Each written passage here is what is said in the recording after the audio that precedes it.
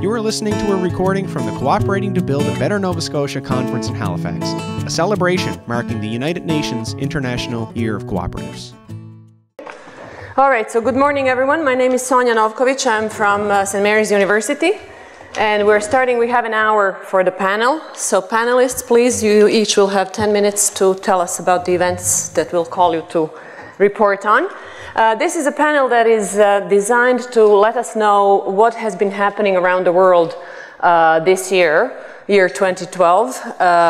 The launch at the United Nations of the International Year of Cooperatives happened in November 2011. And since then, there have been very, very many events around the world. We have participated in some of them, and we're lucky to have people at the table who are going to be able to tell us about some of those events. André Leclerc will be opening up with the first couple of events that he organized and attended. André is from the University of Moncton. We will then have, what was our next one? Larry Haven from St. Mary's University, who will be talking about a couple of events in Europe, Venice and Berlin, I believe. Next up will be Tom Webb from St. Mary's University, who will be talking about the two events that St. Mary's co-organized with the Desjardins in Quebec and ICA, International Cooperative Alliance. So it was in Quebec City, Imagine 2012 conference and the International Summit. And then we'll have Karen Miner tell us about the closing of event in Manchester, UK, where the closing and declarations that were going to the United Nations on the 20th, which was 2 days ago, to close the 2012. So it is quite a program, and we are missing, of course, a whole host of other great events that we just did not attend. But if anybody wants to talk to us after the session, by all means, we'll tell you where else things were happening, because you may be interested in some of those. So, André?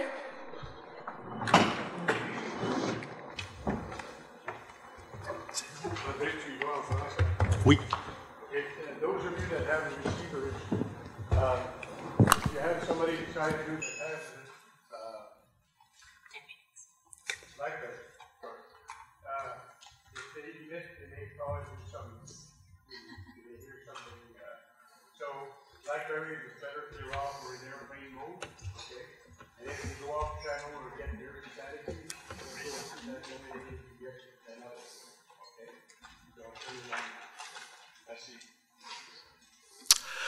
Donc, bonjour tout le monde. Merci, Sonia.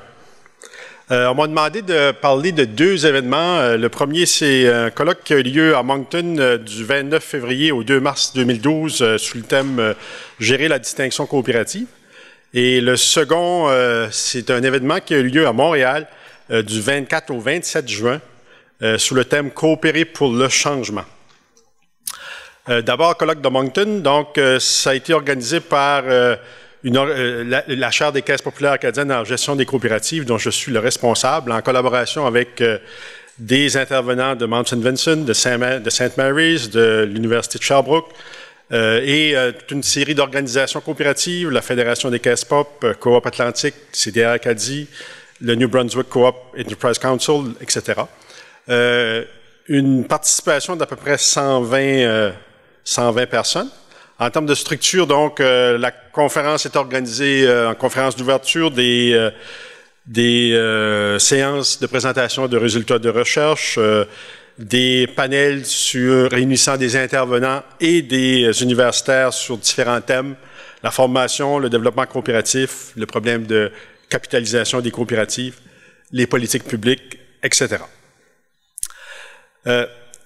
Globalement, je pense qu'on ressort toujours de ces activités-là surpris par une chose, la grande diversité des réalités coopératives. Elles sont présentes dans plusieurs secteurs et elles continuent d'être choisies comme modèle d'entreprise par des groupes qui poursuivent des objectifs qui sont souvent très différents. Et ça nous amène à admettre que le modèle coopératif est un modèle souple. Et c'est une de ses grandes qualités, je pense, et vous allez le constater aujourd'hui encore dans le cadre de cette conférence-ci. On ressort aussi de ces activités-là généralement en disant qu'on en demande beaucoup aux coopératives. On veut en quelque sorte qu'elles soient parfaites. Et parce que la perfection n'est pas de ce monde, ben, on est souvent un peu déçu des réalisations qui sont amenées par les coopératives.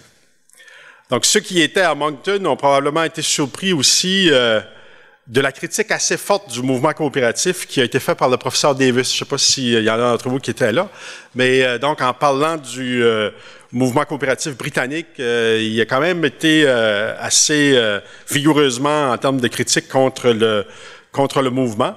À cette heure, il faut quand même toujours admettre quelque chose. Hein. Il y a un dicton qui dit que ce qu'on critique, c'est ce qu'on aime aussi.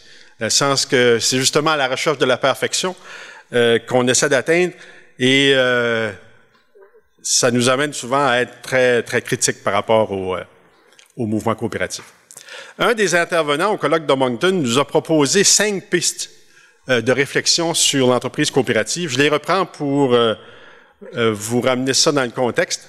Donc, la première piste qu'il nous disait, c'est qu'on devrait repenser la finance. On a beaucoup critiqué le capitalisme financier et je pense que beaucoup de gens sont convaincus que l'approche coopérative dans le secteur financier est une approche qui pourrait nous amener vers une solution.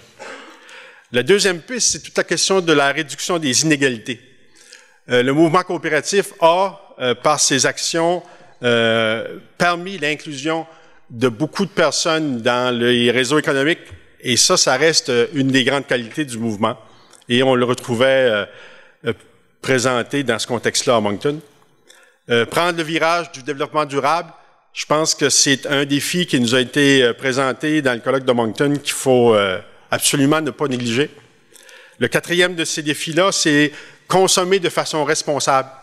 On est en plein Black Friday aujourd'hui aux États-Unis. Il va se dépenser des milliards de dollars pour acheter beaucoup de choses qui ne sont pas nécessairement toujours essentielles. Mais toute la question de la consommation responsable, la façon dont le mouvement coopératif va pouvoir sensibiliser et éduquer les membres sur cette question-là, je pense que c'est un défi important. Et toute la question de la promotion d'une autre gouvernance, d'une autre façon de gérer le monde économique. Donc, c'est un des défis qui a été soulevé dans le contexte de la conférence de Moncton. Alors, on comprend que les pistes qui ont été proposées par cet intervenant-là remettent en question de façon assez importante le modèle actuel de notre société et obligent aussi les coopératives à repenser leur stratégie de croissance et leur stratégie de développement. Donc, c'est un peu les défis tels que je les perçois qui ont été soulevés dans le contexte du colloque de Moncton. Le deuxième colloque, parce que vous savez qu'on n'a pas beaucoup de temps pour vous faire la synthèse, c'est celui de Montréal. Donc, c'est un comité international qui a organisé cette conférence-là, des intervenants canadiens, l'Association canadienne des études sur la coopération, le CIRIEC Canada et des alliances de recherche. Tantôt, Leslie parlait de l'Alliance sur la mesure de la distinction coopérative. Il y a au Québec aussi une alliance de recherche qui s'appelle Coopérative et développement territorial. Le gouvernement fédéral est impliqué et donc une organisation assez importante. On me demande de résumer ce qui s'est passé. Le programme comme tel avait 16 pages. Assez serré, là, donc vous comprenez le défi que ça implique. Il y avait 31 sessions de travaux de résultats scientifiques. Donc, vous comprenez qu'il y avait quand même beaucoup de monde. Une participation internationale assez intéressante, des gens des États-Unis, des gens d'Europe aussi beaucoup. Et le grand thème de la conférence, c'était on cherchait à mettre l'accent sur la façon dont les coopératives améliorent les conditions de vie de leurs membres et de leur communauté. Donc, c'était vraiment le défi que s'étaient donné les organisateurs.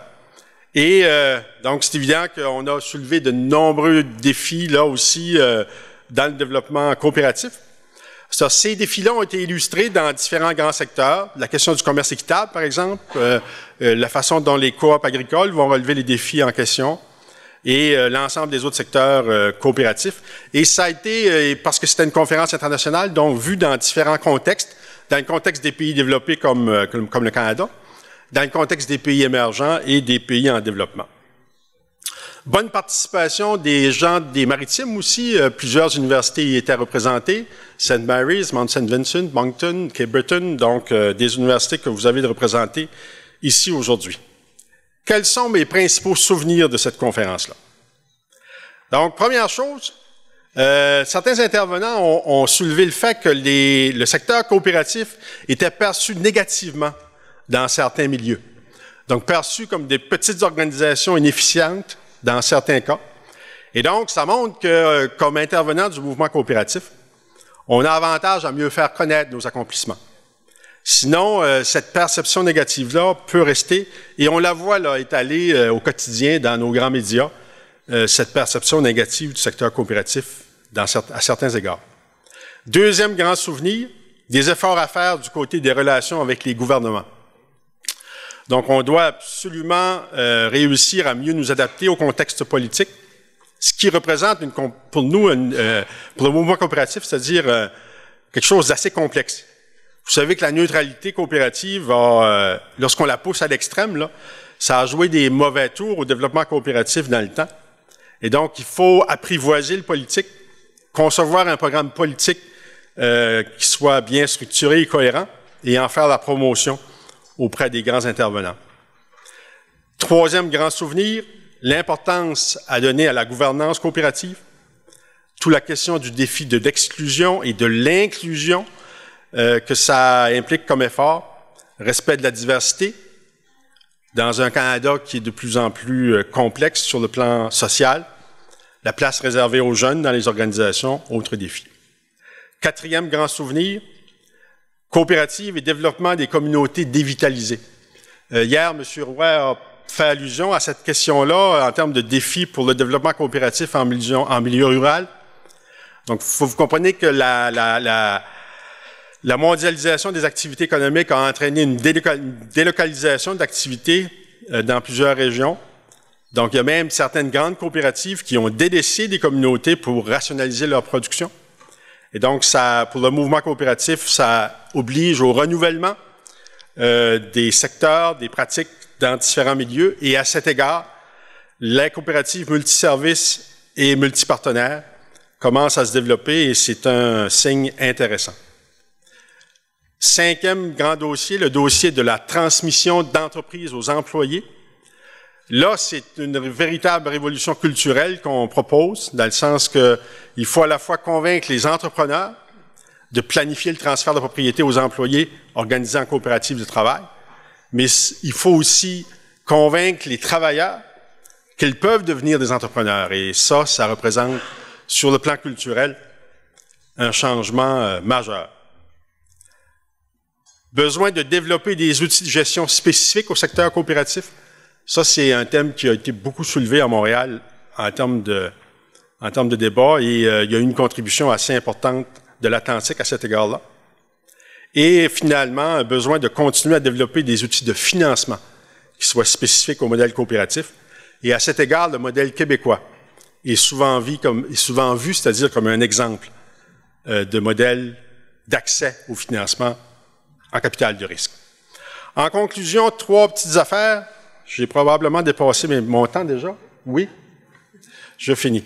Donc, les activités ont bien fait ressortir les différences dans les expériences coopératives lorsqu'on vient le temps d'évaluer l'impact de ces organisations-là.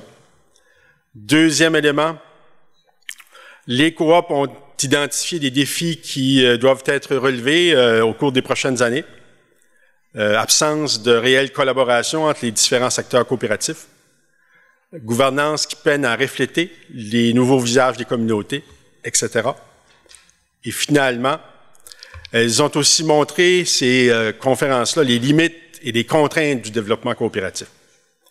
Donc, pour que le mouvement coopératif joue un rôle de plus en plus grand dans nos communautés, il va falloir convaincre les leaders de la pertinence de ce modèle-là, de sa capacité à offrir un modèle alternatif. Et donc, à cet égard, je pense que 2012 a quand même bien fait le travail. En conclusion, une petite citation d'un sociologue français qui dit la chose suivante. L'improbable arrive souvent dans l'histoire. Essayons d'avoir un peu foi dans l'improbable, mais essayons aussi d'agir en sa faveur. Merci beaucoup.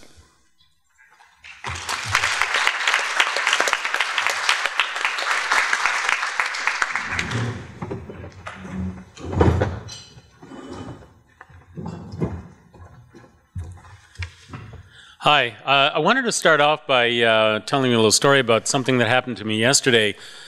You know, when we look back at the various academic and other conferences that we were all at, I'm wondering, I mean, it's obviously very important for people who are specialists in co-ops to get together in this International Year of Cooperatives. But I think the most important thing that we have to do is to talk about cooperatives to people who don't know about them. Yesterday, I was at a meeting at St. Mary's University of academic program coordinators. So they had people from Atlantic Canadian Studies and, environmental studies and environmental science, Asian, all kinds of programs in the university. And I started off.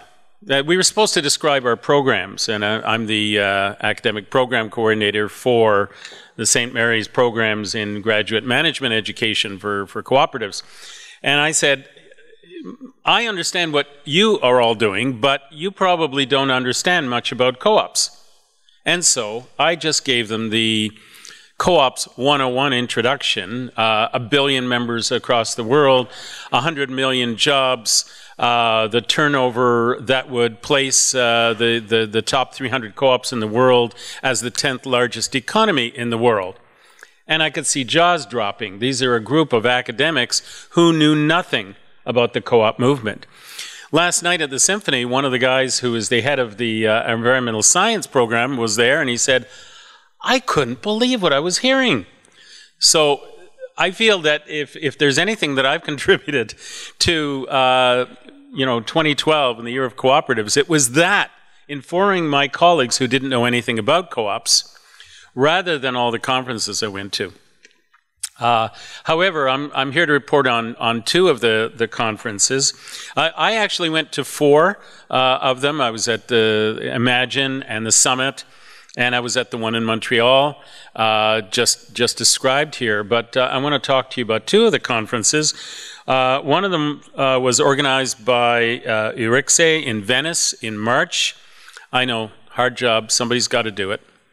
It was the toughest part was getting up in the morning and getting on the boat to be taken out into the lagoon to this island that used to be a prison island, to this wonderful conference. And also, almost immediately thereafter, went to Berlin to a conference at Humboldt University. A bit about Venice. It was organized by the European Research Institute on Cooperative and Social Enterprise, IYC, based in Trento, in Italy. It was a very interesting conference in this, in the sense that it was all plenary, which I'm sure we can all appreciate, running off to concurrent sessions and missing, what, 4/5 of a conference. I'm not talking about this one, but certainly, most of the academic conferences, the one in Montreal, I missed most of it because I was at the session that interested me, or the one I was speaking at. And so the one in Venice was great because it was all plenary. We heard every speaker, and it wasn't that large, but a lot of very important people. Mostly it was Europeans, a few North Americans, possibly 300 to 500, I don't know the exact number of participants. And the sessions were very focused, such as interpreting the roles and economic importance of cooperative enterprises, new opportunities and roles in the changing world. I think there's a place in Los Angeles that, it's the same place they make up the jingles that you hear on the radio. They make up titles for academic conference sessions, because it's an industry, and I think they charge. So a lot of these sessions sort of run together, and having organized conferences myself, I know it's very difficult to take 5 or 4 or 5 disparate, but the one in Venice was quite interesting. I think the hottest point was the presentation by Henry Hansman of the Yale Law School, who still, after 25 years, is still making the rounds, insisting that capitalist enterprises are cooperatives of investors. And he's still saying that. And so, in fact, intellectually consigning co-ops to irrelevancy. And this has some purchase, because if any of you listened right at the beginning of the International Year of the Cooperatives on the CBC, on the Current, they had a kind of debate between Dame Pauline Green, who's the head of the International Cooperative Alliance, and Joseph, philosopher, Joseph Heath from the University of Toronto. And he was parroting this line. And Pauline fought back valiantly. But anyway, Hansmann was one of the keynote speakers at Venice, and a lot of rolling of eyes. But one thing he did was to strike sparks, strike intellectual sparks, and a certain number of major co-op thinkers like the Zemanis, like Avner Ben-Ner, and came roaring back, justifying co-ops as something completely different. And so one of the presentations that impressed me was Vera Negri Zamani, who talked about where is the true cooperative spirit? Is it in the large co-ops, because there are some very large ones, or is it in the small co-ops? And that's still an open question. Berlin was organized by a number of German groups, including the German Cooperative and Raiffeisen Confederation, the Berlin Institute of Cooperative Studies, and Humboldt University. It was a much larger conference. There must have been about 120 speakers in many concurrent sessions on very important topics, and even esoteric topics, like anything you wanted to know about dairy co-ops, you could find out there. There were about 3 sessions just devoted to dairy co-ops, so it gives you an idea of the kind of conference it was, but also on access to finance, cooperative theory, democracy, member participation and governance, gender, and I'll come back to that question at the end here, and also sessions just on the reestablishment of co-ops in Eastern Europe, the formerly Soviet bloc nations.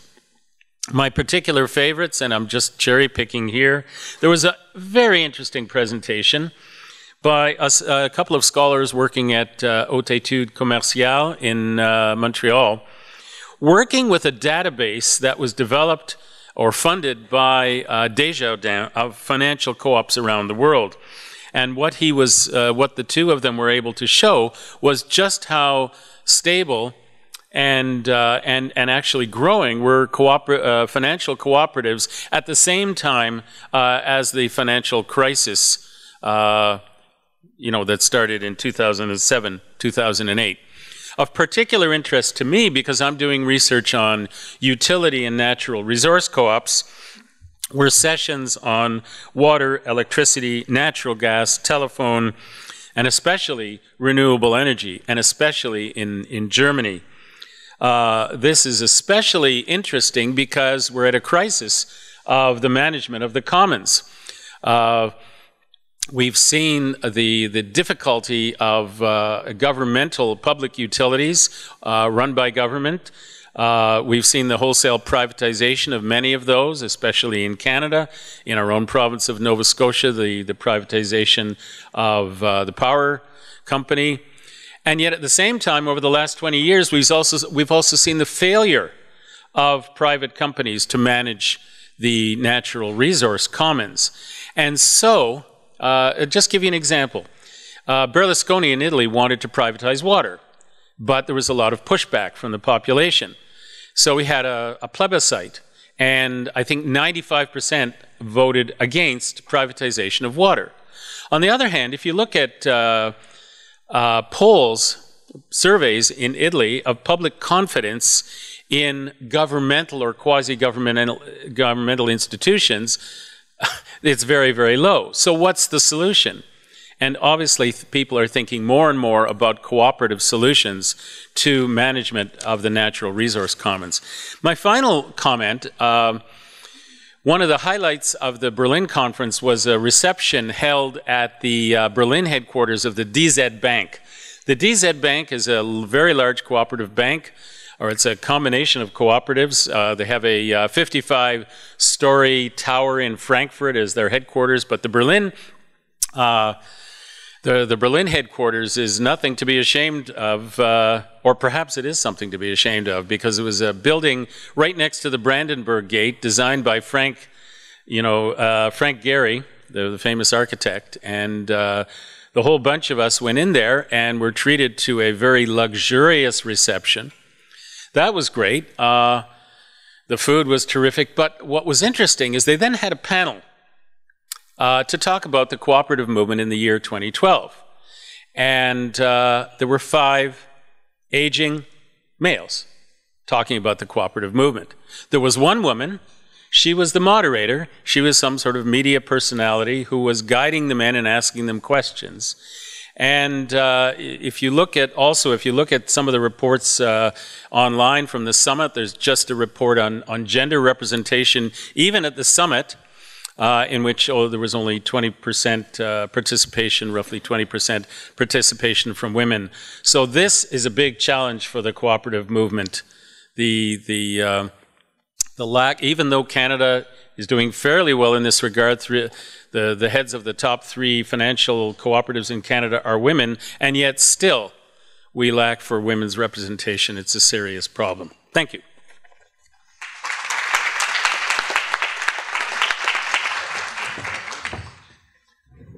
Slides up.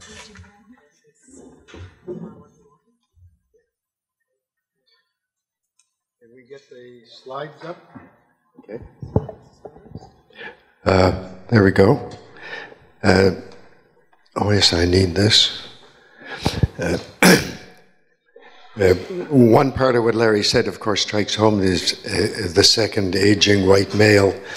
But welcome anyway. So, I'm just waiting, here we go. We had it.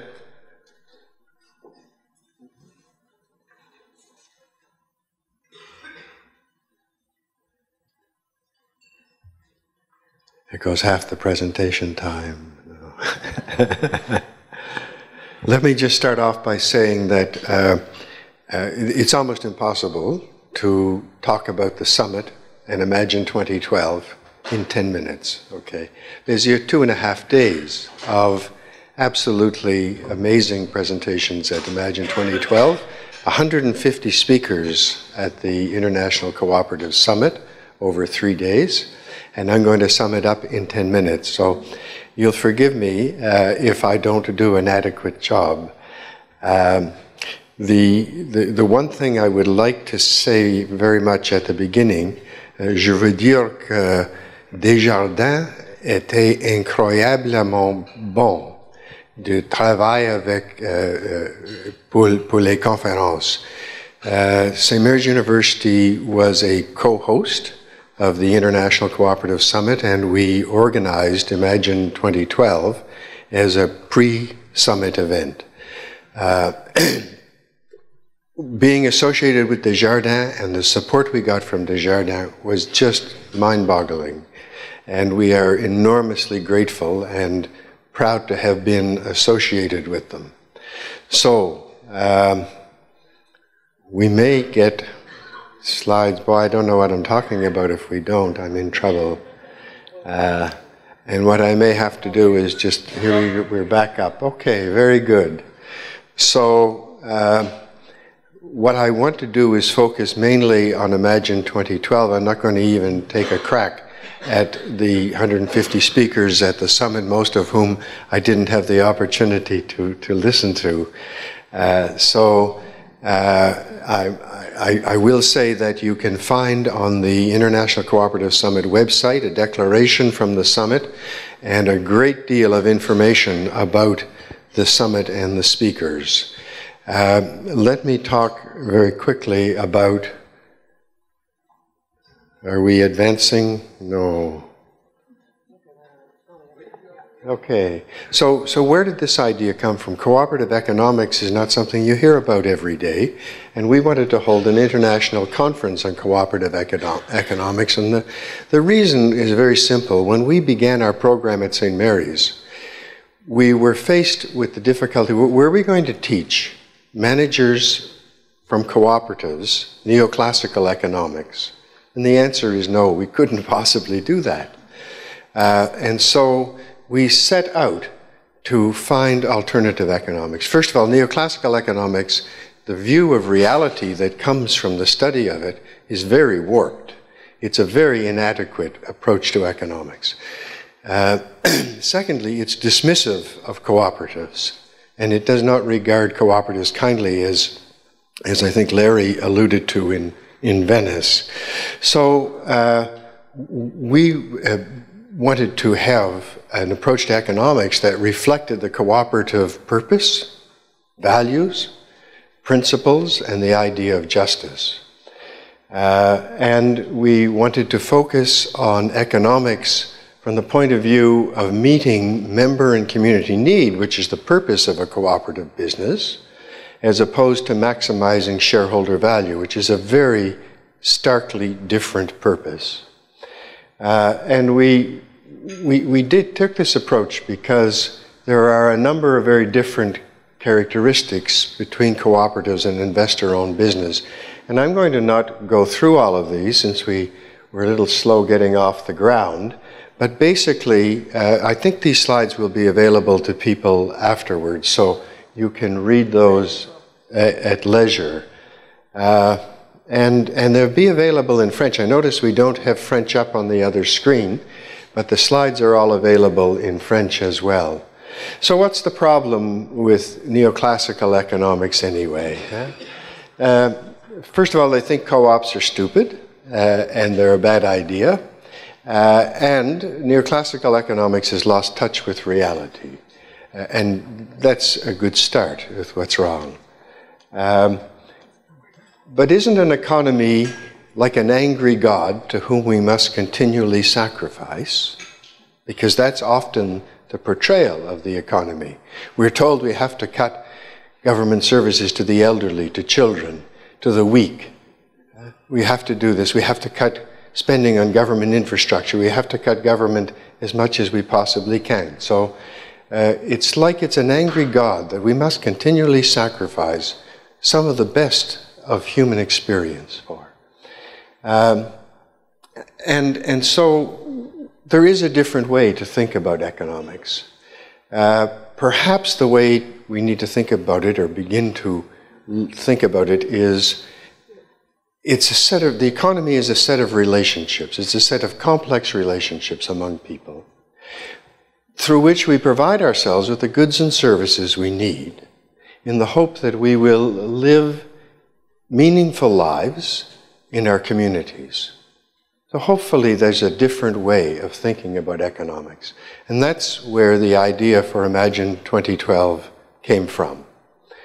The concept, the basic concept is fairly simple: to bring 15 world-class economic thinkers together with leaders from the cooperative movement from all over the world, and to expose them to a different way of thinking about the economy and economics that fit with the cooperative business model. Those are some of the people whom we brought, and I'm not going to name them all, but for example, we had wonderful co-chairs, Denise Guy and Bernard. I can't point with this thing, can I? As you lose the voice. So, Bernard Brunn from Desjardins. But we had people like Elinor Ostrom off on the far left side, a Nobel Prize-winning economist, who regrettably, after she agreed to come and speak to our conference, died in June. And so what we did was we did a tribute to her thought. But the others Manfred Max Neef was refused a visitor's visa to Canada, but we had him there via video interview. But the rest were there, and it was an amazing set of performances. And these are people who have an international reputation, and deservedly so.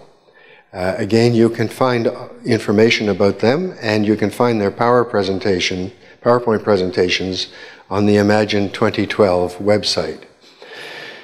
So, did it accomplish anything? You know, did it work? I think it accomplished a number of things.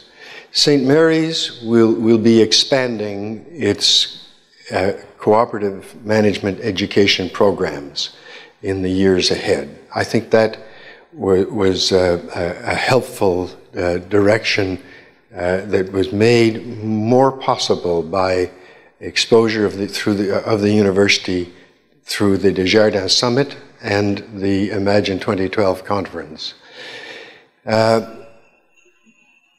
Many of the economists who presented at the conference, they didn't specialize in co-ops. They were economic thinkers. We didn't invite them because they knew a lot about co-ops. We invited them because they were brilliant economists. One of the, Thomas Homer Dixon, who is the author of The Upside of Down, some of you may have read, for example, said his next book will have a lot about cooperatives in it. The same is true of many of the other presenters who came to the conference, and some of them are exploring how they can collaborate better together and link their collaboration to the cooperative movement. I think that's an enormously positive outcome from the conference. And what else? Well, there is a declaration from Imagine 2012. I think it may be in your delegate kits, and I didn't actually check, but I think it may be there. It's, I think, worth reading. It's a worthwhile outcome in itself. It will feed into the ICA blueprint, and it will feed into the UN declaration, or it has fed into both of those. The other, there is a possibility of other future conferences on cooperative economics. We'll see whether that happens, but we'll cross our fingers. The PowerPoint presentations, as I said, are available on the website. We hope to have videos of all of the presentations available online as well. So what I think is the most important contribution is this. It's the idea that we can have an economy that meets human need. That idea has been lost over the last 50 years. And the idea that economy can be intellectually sound, economically sound, and yet still meet human need is an important idea.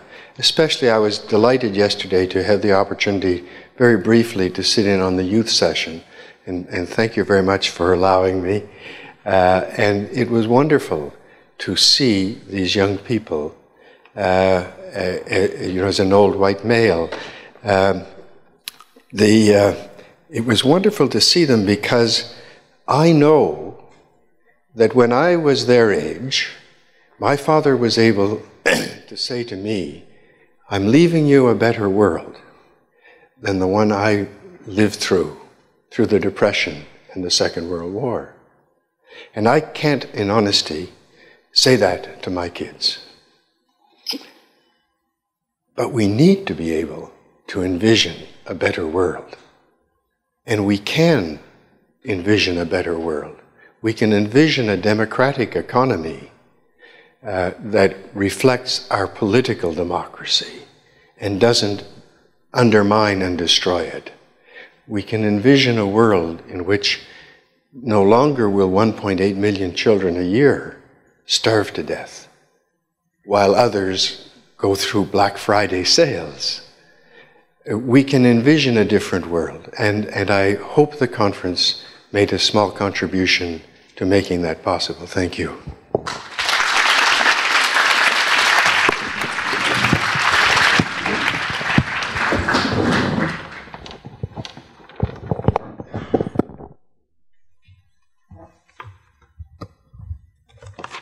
Sonia mentioned I'm Karen Miner. I'm also from St. Mary's University. I'm Managing Director of the Cooperative Management Education programs there, our master's degree and our new graduate diploma. And I'm going to talk a bit about the events that happened in Manchester in the UK not that long ago. They started at the end of October, extended over Halloween, so I missed dressing up. I decided not to go in costume to the gala, and ended at the end of that week. And to give you a sense of what that conference was all about. So it was called Cooperatives United, the World Festival and ICA Expo.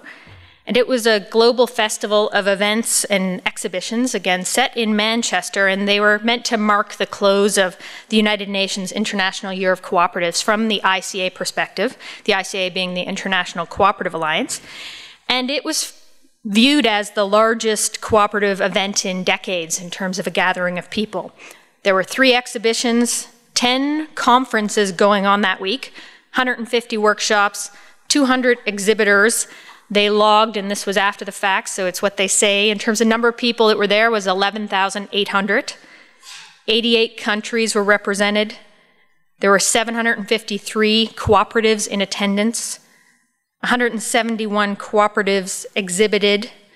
There were 521 volunteers, and they also quantified the value back into the local economy, which was £12.8 million.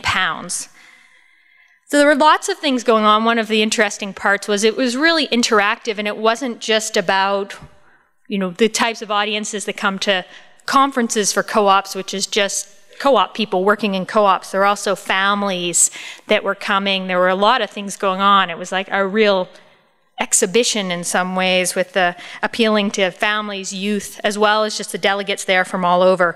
The ICA Expo itself was a trade exhibition, and it was large. It was the 3rd time an expo like this had been put on, and St. Mary's University had a booth at the previous one, so we had a booth in Manchester as well. I guess we were right across from a concrete cooperative from Mexico, among many other very different kinds of co-ops there exhibiting. There were some Canadian, but not many, at the exhibition. The hosts of the Cooperatives United event were the International Cooperative Alliance, the Cooperative Group, which is a very large consumer cooperative, multi-sector in the UK, and Cooperatives UK, which is more the sector organization, more similar to CCA and CCCM in Canada in terms of the apex organizations that represent cooperatives, lobby on their behalf, and whatnot. And so my role there, of course, as I mentioned, given we had a booth, St. Mary's did, I was there to be at the expo, but I was also a delegate for Canada through my role as a board member of the Canadian Cooperative Association. So I was able to see things from a few different perspectives, and I do want to spend the rest of my time essentially talking about that hat in terms of the International Cooperative Alliance and what went on at the General Assembly leading to the approval of the blueprint that's been mentioned a few times. So for those that, many of us, we wear different hats in the co-op sector. We may focus purely on the co-op we work for, or that we govern, or that we're members of, or we may keep ourselves very busy, and I'm sure we all do, but being involved in the co-op sector more broadly. So whether you've given much thought to the International Cooperative Alliance or not, I do not know, but it is viewed as the global voice and forum for knowledge, expertise, and the coordination of actions about cooperatives at a global level. And something that is quite important to all of us is our statement of cooperative identity, and they view themselves as the custodian for that, so that including our values and our principles. So they play a fairly important role, even if it's just on that level, but also trying to really have an influence globally, and that really is partly what they're setting themselves up to do even better, I think, going forward, so that we ensure that those bodies, whether it's our provincial, our sector federations, our national organizations, our international alliances are actually having impact. So the International Cooperative Alliance has 275 members from 98 different countries. So it's a very diverse membership from the co-op sector. In Canada, we have 2 members, that being the Canadian Cooperative Association, and then on the Francophone side, CCCM. And hopefully, if all goes well in the next year, as we try to unite the co-op sector in Canada in terms of our apex organization, be one organization. But those are our two member organizations through the International Cooperative Alliance. They have a board of directors, and it doesn't exactly always align to someone that is involved in one of those organizations directly, but Canada currently has a board member, and that isn't a given the number of countries and members, and Kathy Bardswick is that board member with the International Cooperative Alliance. She's the CEO of the Co-operators, which is great. So a little bit about what went on in terms of the approval of the blueprint. That happens through a General Assembly, so essentially the AGM for the International Cooperative Alliance, where delegates from all of the member organizations are there, have votes, can have discussion. And one of the things put forward was the blueprint. Normally there wouldn't have been a General Assembly this year. It just wasn't the normal cycle, and just because it was International Cooperative Alliance, or the International Year of the Cooperative, they had an extraordinary General Assembly. There had been one last year in Mexico, in Cancun. There will be one next year in South Africa. This one was a bit out of sync, but a very important year, an important year to approve such a thing as the blueprint for a cooperative decade, which was passed, the draft that was brought forward to that General Assembly. And for those that haven't perhaps read that draft blueprint, which maybe many of you, since I didn't give it a lot of attention until I was preparing for that meeting, it is marking a worldwide campaign to take the cooperative way of business to a new level. And this ambitious plan is the 2020 Challenge.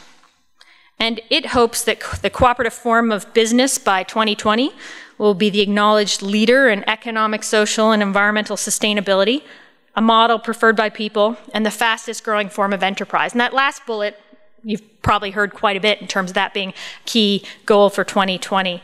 Building on the achievements of this year and really framing the idea around, okay, we had the year of cooperatives, but let's have the decade of cooperatives from 2011 through to 2020. And that strategy involves concentrating on 5 interlinked themes. And these themes, I would say, already came up in all of the presentations on this panel in various forms, but that's what it's been synthesized down to, as there being 5 areas that we will really focus on. And they are to elevate participation within membership and governance, to position cooperatives as a builder of sustainability, to build the cooperative message and secure the cooperative identity, to ensure there are supportive legal frameworks for cooperative growth, and to secure reliable cooperative capital. So essentially participation, sustainability, identity, legislation or legal frameworks, and capital.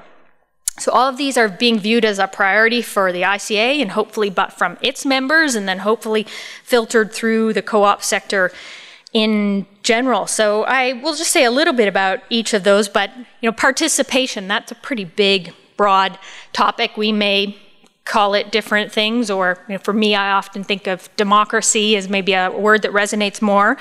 But democratic member participation is perhaps the best known feature of the cooperative way of doing business, and it's a major element of what is unique to us and contrasts the co-op business model with other models out there. So really the blueprint wants to focus on that piece and help build it and make sure that we're doing it well, because I suspect if we think about co-ops around the world, we can think that some are doing that piece very well and others may have areas where they can improve it.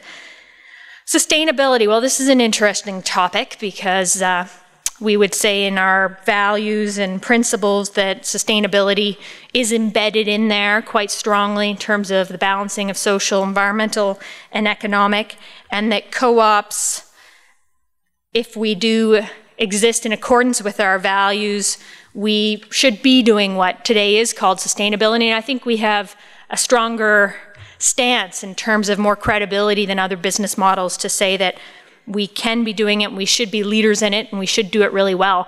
Because if we aren't, we perhaps aren't living up to our values and principles as currently stated. There has been quite a bit of discussion around how do we strengthen that environmental piece in our values and principles in particular. There was a lot of discussion about that at the ICA General Assembly again, and that's still being looked at, even though it is in there and it is in the annotated guidelines that go with the principles under the concern for community one.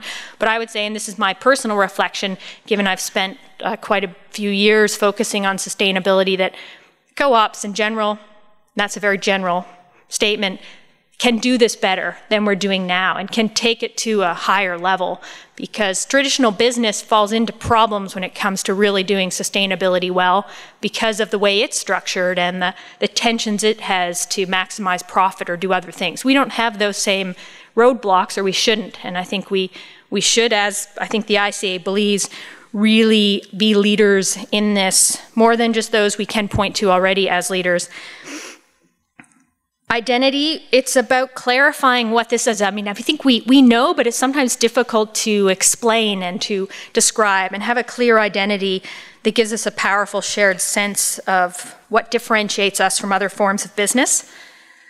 Legislation, well, this is something that we think of in our context, Nova Scotia or Canada, and what we have, how government views us, what support systems are in place for us. I think there's a lot of room for improvement in Canada. There's lots of efforts to improve that underway, and I can only imagine, it ranges widely across the world, and in some places they probably have nothing compared to what we have in terms of the at least having some legislation, even though we're quite siloed often in our approaches and how to do that in a more integrated fashion. But it's really focusing on how to improve the legislative environments around the world. And in that one, it did also mention that this is exacerbated by the general lack of coverage of cooperatives in the education and training of those going into the business world. I didn't write those words, but that's in the blueprint, and so that's quite important to note, because most of our legal and regulatory infrastructure is essentially designed for what is the predominant business model, and because we're not all being educated on and learning about it, I don't fault us for it not being there, as much as saying we recognize there's some cause and effect there. And lastly, capital. Businesses, co-ops not being an exception, can't grow and expand without the resources it needs to do so, and capital is often an issue that comes up in the cooperative sector because of co-ops not accessing capital in the same way, not selling shares on the market, not promising the same returns of investment and whatnot. So that's that fifth area, so a lot of attention will go to that, but I'd say there has been a lot of attention going to it. The international level in terms of the development of funds, in Canada, a lot of work's being done to develop funds, so we just need to keep that work going and recognize that that's a global trend. So in summary, the blueprint does offer these 5 compelling areas, if we can all try to remember what they are: capital, legislation, identity, sustainability, and participation. There's only 5, and it has been approved by the General Assembly, so at that highest level in terms of the blueprint, which doesn't give all the answers. It doesn't exactly give it doesn't give the how in specific terms yet, but now gives the mandate to the ICA to really start driving that global direction. And I would encourage us all to think about those 5 themes and what are we doing on them, and is there more we could do on them, because I expect there will be a lot going on those topics, and if we agree that those are 5 good ones to focus attention on, it would probably do us some good to try to think about how we can do our part and be linking up to that global level, taking pride in who we are and building our confidence as a model and embracing the blueprint. Thank you.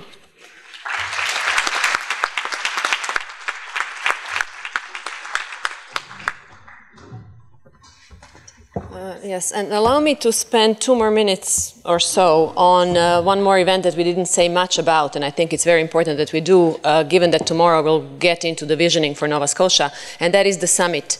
Tom was talking about Imagine 2012 pre-summit conference, but the Desjardins Summit was an impressive and incredibly well-organized event. 2,800 participants were there, and it was markedly different from the Imagine 2012 pre-summit event.